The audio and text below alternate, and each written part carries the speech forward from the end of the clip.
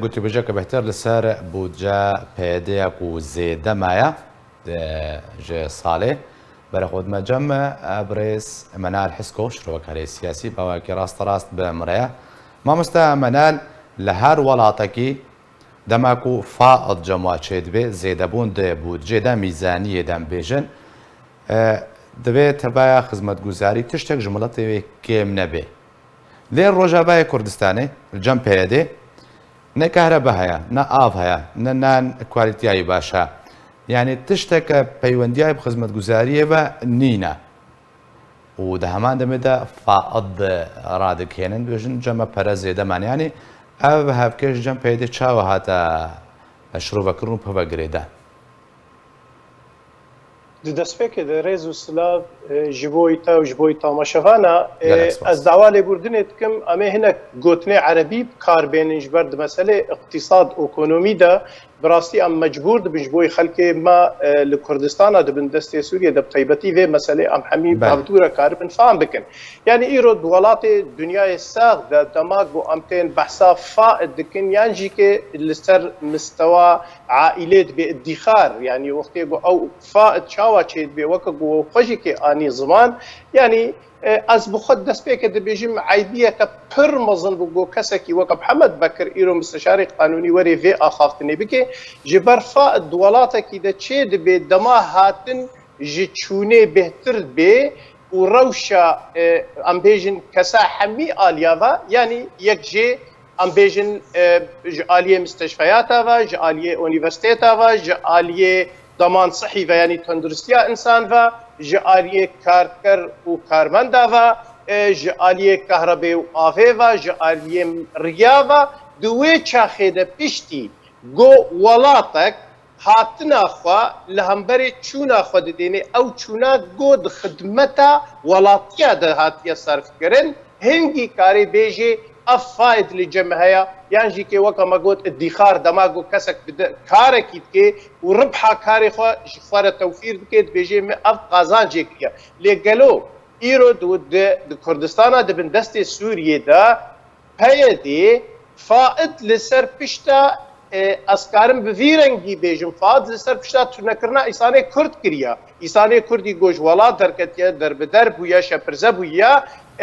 ew çend kesê mayîne jî kê ew xwe faidin li cem PKK werê rastî ew Kurdê gomana ew têne faid di mefhûmekî siyasî îro li ser edê de ema faidê gova îro daye xuyakirin di bîr û baweriyêm de eybiyeke pir mezin bû ji ber salatdariyek yan jî kê rejîmek dema faid dê xuyakirin gerek li hember jî bidê xuyakirin çi pêşketin kiriye wî welatî de ya çi milletiyê xwe re pêşkêş kiriye heta got werê faid bidête xuyakirin باشە مامۆستا منال ورد یانی نەها پێدا ئەف سیاسەتە پەیڕەوکردیە ئەشکەرە ڕادەکەنیانی ئارمانجان گومە بەستاوەیە سیاسی ژوێ ڕاگەاندنیانی توازی خۆچ بدێ خویاکردن کوڤ میزانیامە هەفقاسە هەفقاسمایە زێدە ژیانیوکە بێژن پێشارە گشتی یا کوردی خوا شەریف بکێ divê derê de ezîzê me kak zinar yanî tim û tim faidê dewletê ekonomiya dewletê beşek ji siyaseta dewletî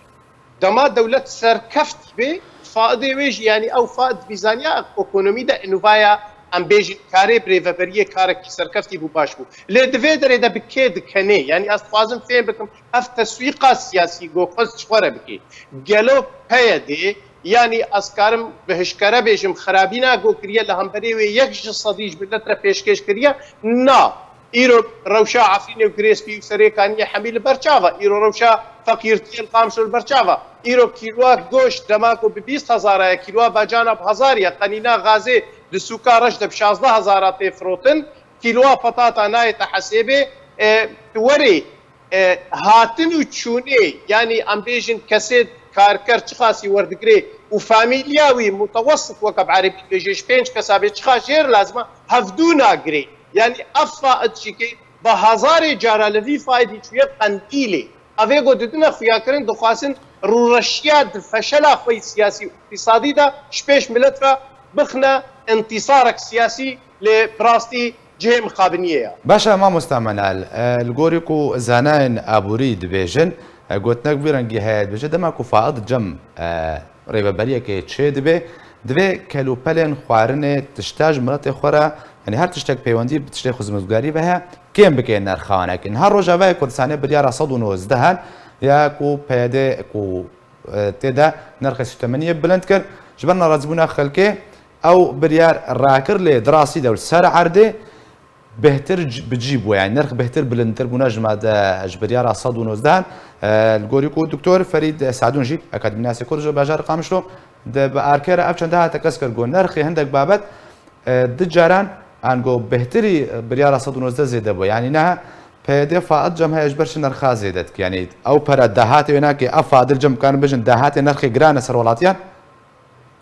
براستی جی که پرسه که پر خوش بو و دوی داری ده جی کش خویا هری گرنگ عمرو کارش خو پرس بکی یعنی فائد تل سر پیشتا که آوا کریه و تشکی داری آنیه و تشی پیشکش کریه یعنی حتی وقتی گوت القیمت ورقه سوری دمیزینه دته تا خویا کرن انو قیمت فائد الجبت گلکی ارزان قیمت جیرتونه جبر ویجی که قیمت کلو پلا ایرو د ناو